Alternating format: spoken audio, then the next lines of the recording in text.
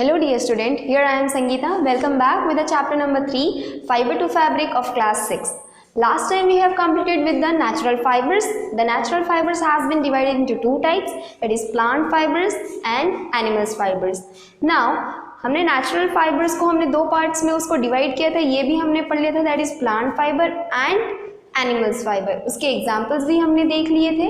और फाइबर्स दो टाइप्स के होते हैं, that is natural fibre and synthetic fibre. So आज हम सिंथेटिक फाइबर के बारे में पढ़ने वाले हैं. Fibres which are obtained from the substance which are not obtained from the plant और एनिमल सोर्स. ऐसे जो भी फाइबर्स जो एनिमल्स या तो फिर प्लांट्स से हमें नहीं मिलते हों, जो फाइबर्स हमें प्लांट्स और एनिमल्स से ऑब्टेन नहीं होते हैं, वैसे टाइप के फाइबर्स को हम क्या बोलेंगे? सिंथेटिक फाइबर्स बोलेंगे. थोड़े बहुत एग्जांपल्स भी हम लोग देख लेंगे. They are more durable than natural fibres, but the beneficial point है क्या कि सिंथेटिक फाइबर्स जो है वो बहुत ज़्यादा कंफर्टेबल होते हैं और पहनने के लिए बहुत ज़्यादा इजी और कंफर्टेबल होते हैं. That's why synthetic fibres has been made but do not absorb water. But उसका एक नेगेटिव पॉइंट भी है, दैट इज़ डीमेरिट भी है कि वो जो वाटर जो है नायलॉन या तो फिर हमारे कपड़े ले लो, दैट इज़ जीन्स जो कपड़ा होता है, तो उसमें क्या होता है वाटर जो है जल्दी सोकअप नहीं होता. So that are all are the synthetic fibres. So उसका एक डीमेरिट्स है कि वाटर जब तक हमारे बॉडी में से जो स्वेट है वो अब्जॉर्ब नहीं होगा तो वो जो क्लॉथ है वो कंफर्टेबल नहीं हो सकता है. The fabric made from them are very uncomfortable in hot and humid climate.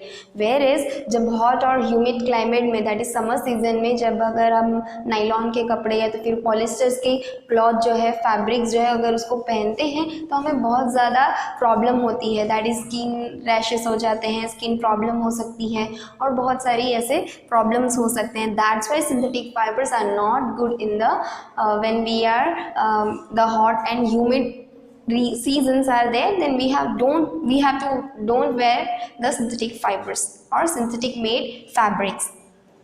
Now examples में हम देखते हैं कि nylon, polyester, ptyalin, rayon and acrylic, ये सारे एग्जाम्पल्स है किसके? सिंथेटिक फाइबर्स के. ये एग्जाम्पल्स हो गए, इसको आपको याद रखना है. Now some plant fibres. अब जैसे कि हमने प्लांट फाइबर्स और एनिमल्स फाइबर्स के बारे में पढ़ा, सो एनिमल्स फाइबर्स में हमने वूल और कुकून के बारे में पढ़ा था, जो सिल्क वॉर्म से हमें ऑब्टेन्ड होता है. वो दोनों जो टॉपिक है वो हम नेक्स्ट अपने जो 7th में है उसको तब हम कवर करेंगे.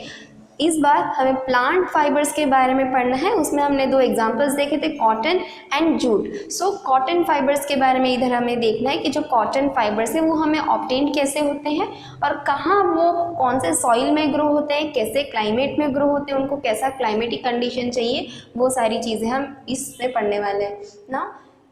Soil for growing. अब कॉटन को जो है कौन सा सॉइल चाहिए, कैसा सॉइल चाहिए ग्रो होने के लिए?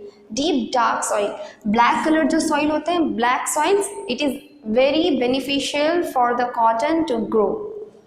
Of Deccan and Malwa plateaus of Gujarat. अब मोस्टली जो कॉटन फाइबर्स हैं, कॉटन के जो प्लांट्स होते हैं वो कहाँ ग्रो होते हैं? Deccan and Malwa plateaus of Gujarat. और वो क्यों?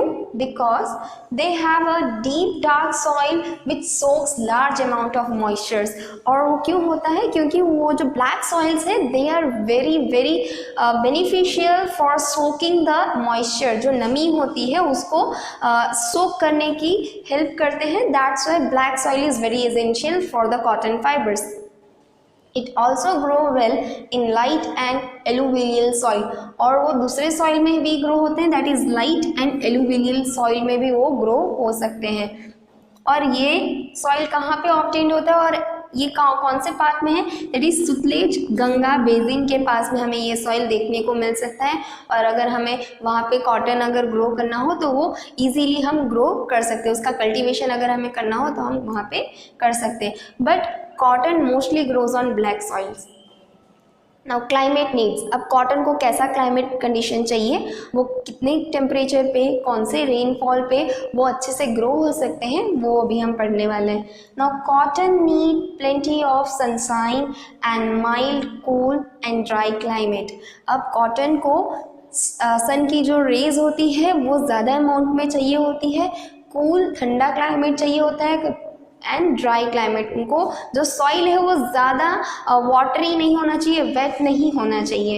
एंड उसको टेम्परेचर, कितने टेम्परेचर पे कॉटन जो है, कॉटन के फाइबर्स जो है वो प्रॉपरली ग्रो हो सकते हैं, that is 21 degree Celsius to 27 degree Celsius. We need temperature about 21 degree Celsius to 27 degree Celsius. और रेनफॉल कैसा होना चाहिए, मॉडरेट रेनफॉल होनी चाहिए। कितने centimetres, that is 60 centimetre to almost 80 centimetre की जो रेनफॉल है, it will be suitable for the cotton plant to grow. Now excessive rainfall is harmful for cotton plants, whereas अगर ज़्यादा अमाउंट में अगर रेन जो है या तो फिर वाटर जो है प्रोवाइड होता है किसी कॉटन प्लांट को, then the cotton plant will be affected. So here we have completed with the various types of climate change and soil. In next lecture we will be discussing about the cotton in detail.